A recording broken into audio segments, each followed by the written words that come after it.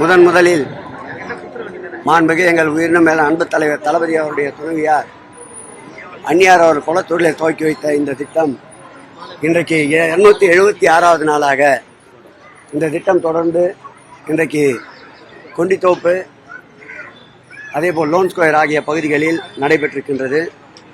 இந்த திட்டத்தை கழகத் தோழர்கள் மற்றும் மாநகராட்சி மாமன்ற உறுப்பினர்கள் முன்னெடுப்போடு தடைபடாமல் இன்றைக்கு 276வது நாளை காணுவதில் மற்றற்ற மகிழ்ச்சி அடைகிறோம்.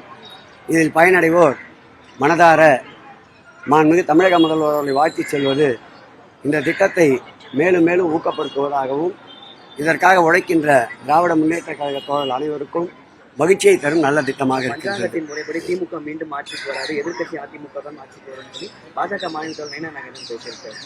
இதே பாரதிய ஜனதா கட்சி 2021ஆம் ஆண்டு கட்டம் சரியில்லை, மாண்புமிகு முதல்வர் அவர்களுக்கு அவர் ஆட்சி அமைக்கவே முடியாது என்றார்கள். மாண்புமிகு தமிழக முதல்வர் திராவிட முன்னேற்ற கழகத்தின் பொறுப்பேற்ற நாளிலிருந்து எதிர்த்து நிற்கின்ற அனைவருக்கும் தோல்வியையே பரிசாக தந்து கொண்டிருக்கின்றார். இந்த 2026ஆம் ஆண்டும் நிச்சயம் எதிர்த்து நிற்கின்ற இது போன்ற துருப்பிடித்த பாரதிய ஜனதாவுடைய கூற்றுக்கு நிச்சயமாக சிம்ம சொப்பனமாக விளங்கி பஞ்சாங்கத்தை மாற்றி காட்டக்கூடிய மதிநுட்பம் கொண்டவர் எங்கள் மாண்புமிகு முதல்வர் அவர்கள். அதுவும் வெள்ளமணி கோயில் அதிமுக நாடாளுமன்ற உறுப்பினர்கள் போராட்டத்தில் ஈடுபடாங்க. என்ன நீதிமன்ற உத்தரவுப்படி நடந்து கொண்டிருக்கின்றது.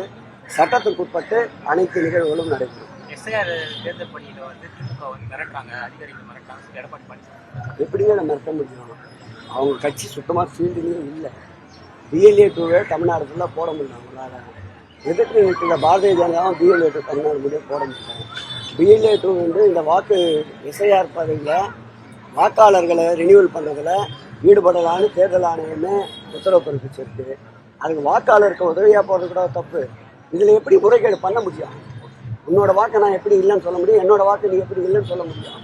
மக்களுக்கு விழிப்புணர்வு ஏற்படுத்துவதற்காகவும் மக்களுக்கு உதவுவதற்காகவும் திராவிட முன்னேற்ற கழகம் எப்பொழுதும் போல் பேரிடர் காலம், இயற்கை சீற்றம் போன்ற காலங்கள் மட்டுமல்லாமல் மக்களுக்கு வாக்குரிமை பெற்றுத் தருவதிலும் முன்னணியில் இருப்பதை பாராட்ட வேண்டும். அவர்கள் சொன்னேன். அறிவு திருவிழா நடைபெறும் பொழுது தமிழிசை விமர்சனம் வைக்கிறாங்க. துணை முதலமைச்சர் அவருடைய அறிவால் அந்த பதவி பெற்ற வாரிசாக தான் பதவி பெற்றிருக்காரு. தமிழிசை விமர்சனம் கடுமையான உழைப்பாளி. அவர் வேண்டுமென்றால் அவருடைய தந்தையின் பெயருக்காக இந்த பதவியை பெற்றிருக்கிறார்.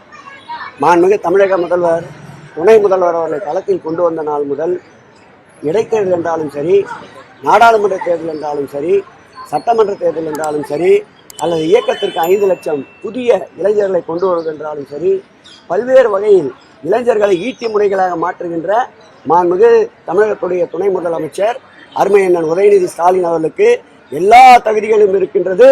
தமிழிசை போல் அவருடைய தந்தையால் அவருக்கு இந்த தகுதி கிடைக்கவில்லை. உழைப்பால் இந்த தகுதி மாண்புமிகு தமிழக முதல்வர் தந்து கொண்டிருக்கிறார். சொல்ல முடியாது, இல்லை ரகசியம்.